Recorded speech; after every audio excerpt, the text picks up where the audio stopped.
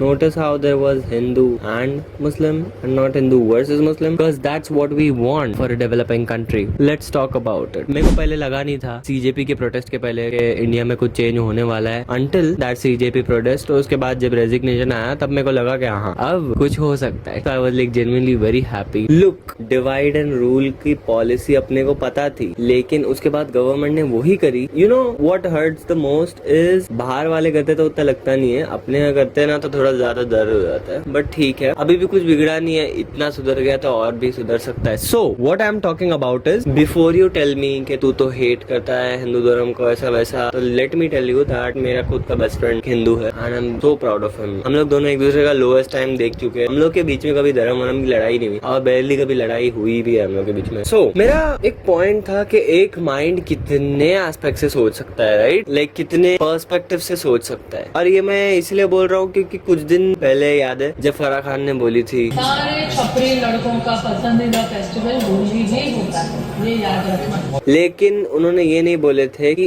होली एक छपरी फेस्टिवल है. उनका बोलने का मतलब ये था छपरियों की फेवरेट बाइक KTM है. उन्होंने ये नहीं बोले थे कि KTM एक छपरी बाइक है.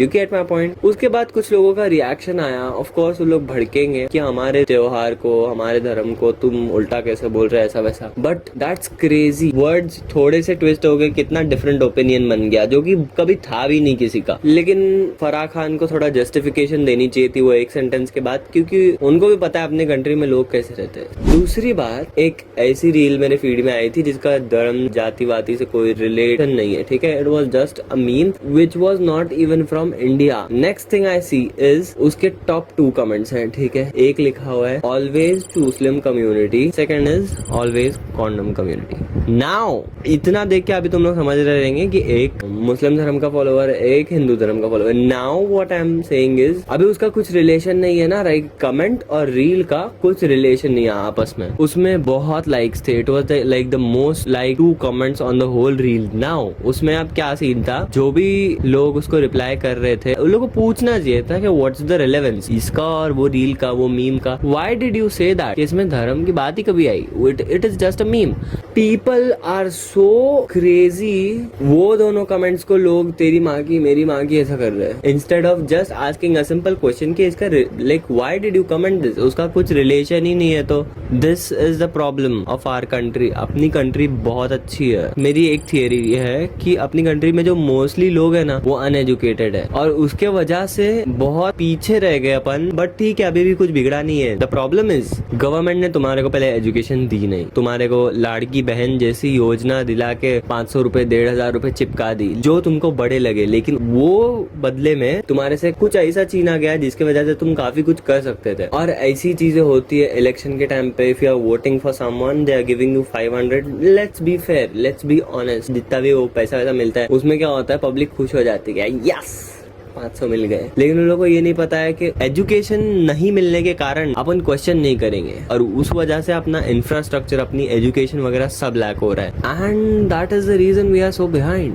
बट आई थिंक कि अभी लोगों को एजुकेशन मिल रही है और अभी के बच्चे थोड़े स्मार्ट है. इवन इफ नहीं भी मिल रही है तो इंस्टा के थ्रू काफी लोग को समझ आ रहा है कि सही क्या है गलत क्या है. रियली होप कि अब जाके कुछ चेंज हो. अब मेरे को उम्मीद तो है, नॉट गोना लाई, मेरे को उम्मीद है कि बहुत कुछ हो सकता है. अभी I am seeing actually India so developed by 2035 के आसपास. आई नो इट्स मुश्किल बट इट इज पॉसिबल. हो कुछ भी सकता है. मेरे को तो अब भी होप नहीं थी पिछले महीने, लेकिन अब जो रिजाइन मिल गया तो I am like very happy. Now last point, हमेशा हमेशा याद रखना, हर धर्म पीस एंड ट्रैंक्विलिटी सिखाता है. वेट, मेरे को ट्रैंक्विलिटी का पहले मीनिंग ढूंढने दो. मैंने कहीं तो सुना था, मेरे हिसाब से पीस ही है. एक मिनट. ओके, सो ट्रैंक्विलिटी मीन्स काम और सेरेनिटी. सो मेरे हिसाब से कोई भी धर्म झगड़ा करना और किसी को गाली देना ये सब नहीं सिखाता. हर धर्म का मेन मोटिव है कि पीस एंड ट्रैंक्विलिटी लोगों में हो. अगर तुम खुद को एक सच्चा भक्त मानते किसी भी धर्म का, इस्लाम का, हिंदुत्व का, क्रिश्चियनिटी का, be kind to people, focus on bringing world peace. Okay, कोई भी धर्म ये भी नहीं सिखाता कि दूसरे धर्म का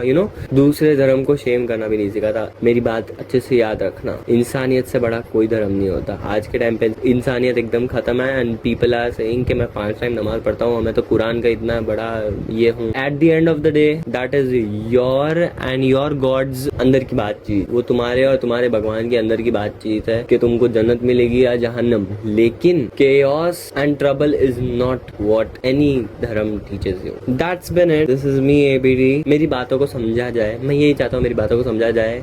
Look, अगर तुम लोगों को किसी भी चीज का बुरा लगा कि मैंने किसी धर्म को उल्टा बोला, वैसे मैंने बोला तो नहीं हूँ बट ठीक है, तो तुम लोग मेरे को बता सकते हैं। Very sorry for that too. या I hope you understand what I am saying. Don't let government steal away things from you जो प्राइसलेस है, जिसकी कोई मोल नहीं है, मोल ही बोलते हैं ना उसको, जो भी है। या be kind to people, do good things for you, do whatever you want, just don't trouble anyone or don't do anything. Okay, that's been it. This is me ABD.